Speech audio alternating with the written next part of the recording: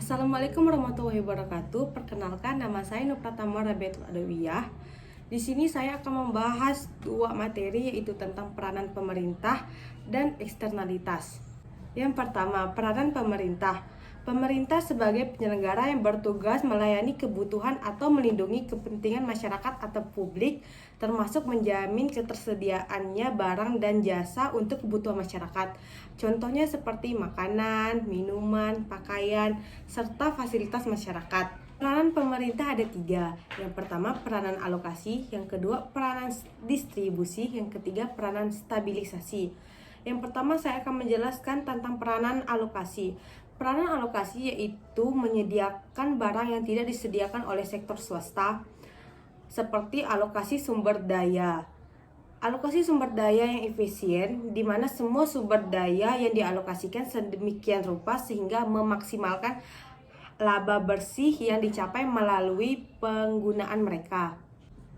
Di dalam peranan alokasi ada dua prinsip. Yang pertama, efektivitas. Efektivitas adalah prinsip memaksimalisasi penghasilan dan maksimalisasi tujuan.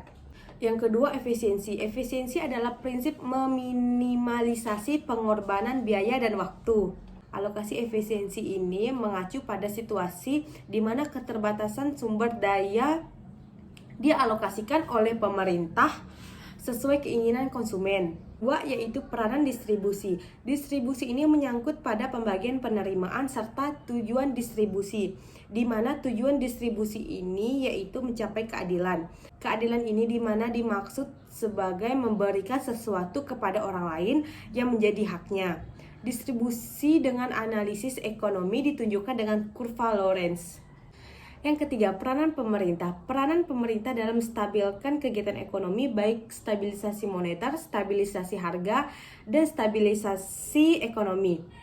Stabilisasi ekonomi ini antara lain yaitu stabilisasi produksi, stabilisasi penjual atau pemasaran, dan stabilisasi kesempatan kerja. Dalam peranan pemerintah ada gelombang konjungtur. Gelombang konjungtur ini adalah suatu grafik yang menunjukkan perubahan pendapatan nasional serta kegiatan ekonomi dari satu waktu ke waktu lain. Di dalam gelombang konjungtur ada 4 tahap. Yang pertama, depresi. Yang kedua, ekspansi. Yang ketiga, resesi. Dan yang keempat yaitu recovery. Yang pertama, tahap depresi. Tahap ini di mana produksi berkurang, baik pabrik banyak ditutup serta banyak terjadinya pengangguran. Tahap depresi ini memiliki ciri-ciri seperti tingginya pengangguran serta kapasitas produksi yang menganggur cenderung tidak beroperasi. Yang kedua yaitu tahap ekspansi, di mana di tahap ini kegiatan ekonomi dalam perkembangan yang cepat sampai ke puncak kegiatan. Ciri-cirinya seperti tingkat permintaan agregat.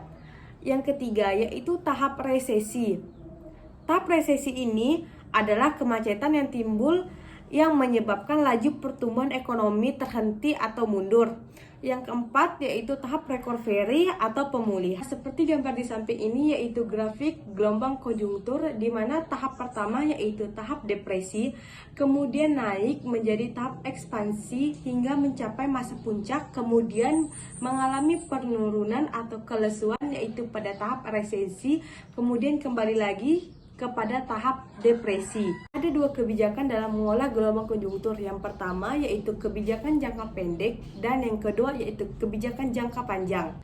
Materi yang kedua adalah tentang eksternalitas. Eksternalitas adalah dampak-dampak yang tidak terkompensasi dari tindakan seseorang terhadap kesejahteraan orang lain yang tidak terlibat. Ada 4 jenis eksternalitas. Yang pertama yaitu produsen ke produsen, yang kedua yaitu produsen ke konsumen, yang ketiga yaitu konsumen ke konsumen, yang keempat yaitu konsumen ke produsen. Penyebab eksternalitas ada 4. Yang pertama yaitu keberadaan barang publik, yang kedua yaitu sumber daya bersama, yang ketiga yaitu ketidaksempurnaan pasar, yang keempat yaitu kegagalan pemerintah.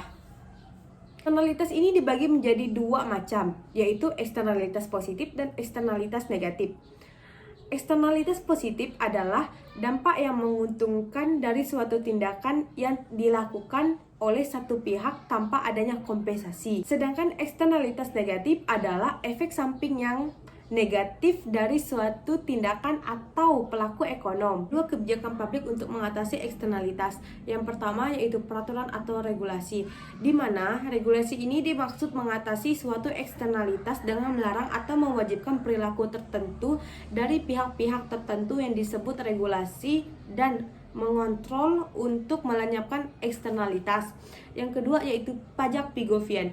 Pajak Pigovian ini adalah pajak yang khusus diterapkan untuk mengoreksi dampak dari suatu eksternalitas negatif. Penanganan eksternalitas yaitu pemerintah dapat mengupayakan eksternalitas dengan menetapkan pajak barang dengan eksternalitas negatif dan memberikan subsidi barang dengan eksternalitas positif. Baiklah, di sini saya mengambil satu contoh studi kasus yaitu tentang imbasnya teknologi dan kebijakan industri. Imbas atau limpahan teknologi termasuk salah satu jenis eksternalitas positif, karena dengan adanya teknologi sebagai rancangan baru pada teknologi tidak hanya menguntungkan perusahaan tetapi juga menguntungkan masyarakatnya. Hal ini dikarenakan rancangan tersebut sebagian menjadi bagian tambahan dari pengetahuan masyarakat. Contohnya seperti robot. Pemerintah dapat menjelaskan eksternalitas ini dengan mensubsidikan produksi robot. Jika pemerintah melakukan subsidi kepada perusahaan-perusahaan untuk setiap robot yang diproduksi, maka kurva penawaran akan bergerak sejauh sebesar subsidi tersebut seperti gambar di samping ini. Mohon maaf bila materi saya kurang lengkap, saya ucapkan terima kasih.